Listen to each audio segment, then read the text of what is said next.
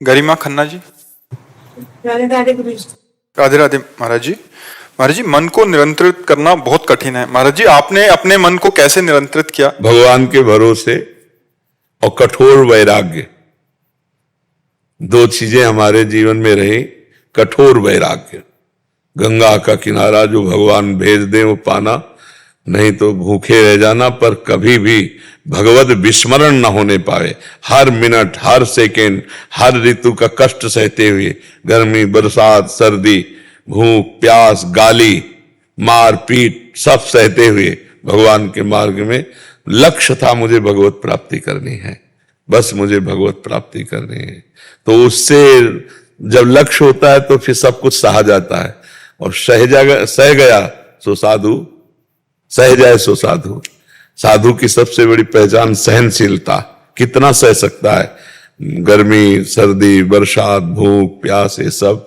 और पूरा जीवन, अब आज 55 या 60 के बीच में जो भी हो, बचपन से निकले और 55 में होंगे। अब इतनी बड़ी जीवन यात्रा पूरी कष्टप्रद रही, और अब तो और कष्टप्रद हो गई। दोनों किडनी फेल हो गई है, तो डायलिसिस चलता रहता है, और भी कई तरह के कष्ट इसके कारण है। जिसे आप पानी नहीं पी सकते, आप सब्जियां नहीं पा सकते, बहुत तरह के कष्ट इसमें ब्रेक है। किडनी खराब होने पर बहुत। तो भगवान का भरोसा और भगवत प्राप्ति की लालसा, इन दो बातों ने संसार में हमें विजय दिला दी। जो मन को वश में करना बहुत कठिन है, वो स्वाभाविक, क्योंकि गंगा के किनारे मन को दौड़ाने के लिए स्थान नहीं, और लक्ष्य भगवत प्राप्ति, तो निरंतर भजन में लगे रहना, तो चांस ही नहीं मिला। कभी ऐसा चांस नहीं मिला जीवन में, मतलब वृंदावन के सिवा, कि हमने कभी गरम गरम भरपेट रोटी पाई हो पूरे जीवन में, कि ऐसे कोई बनाता जा रहा, हम ऐसे पाते नहीं। जो प्रारब्धवशात कभी दो परेठा, कभी कुछ ऐसे, कभी कोई गुड़ई दे दिया, तो ऐसे पार होता रहा है। यहां अब सुविधा मिली है।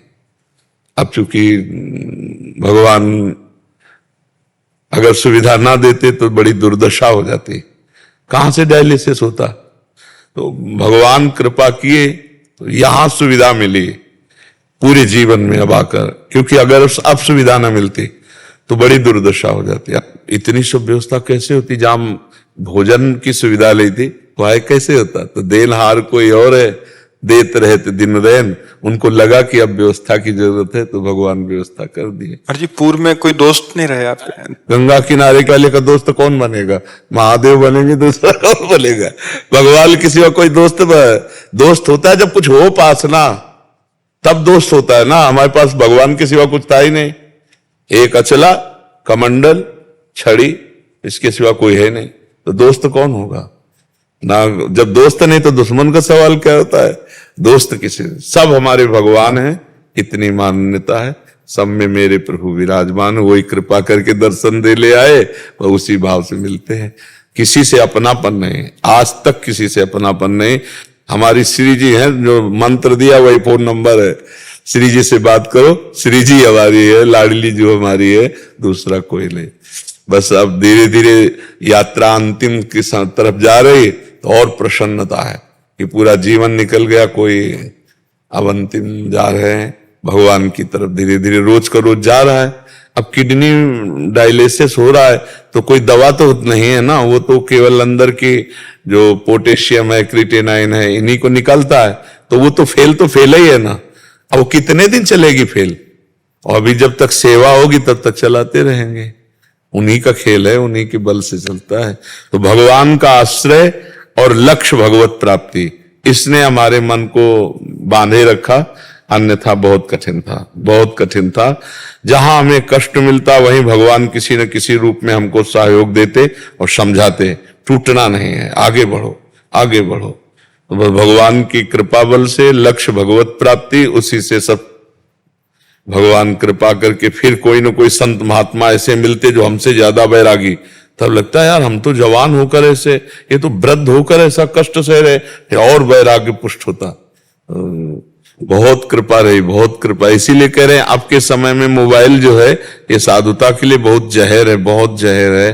कोई बिरला ही इस जहर से निकल पावे, नहीं तो यही गिरा देता है, यही गिरा देता है। गंदी बातें सब उसमें है, जहां मन गंदा हुआ सर्च किए बस गए। जो देखा जाता है, जो सुना जाता है, जो बोला जाता है वही मनन होता है, जो मनन होता है वही परिणाम होता है।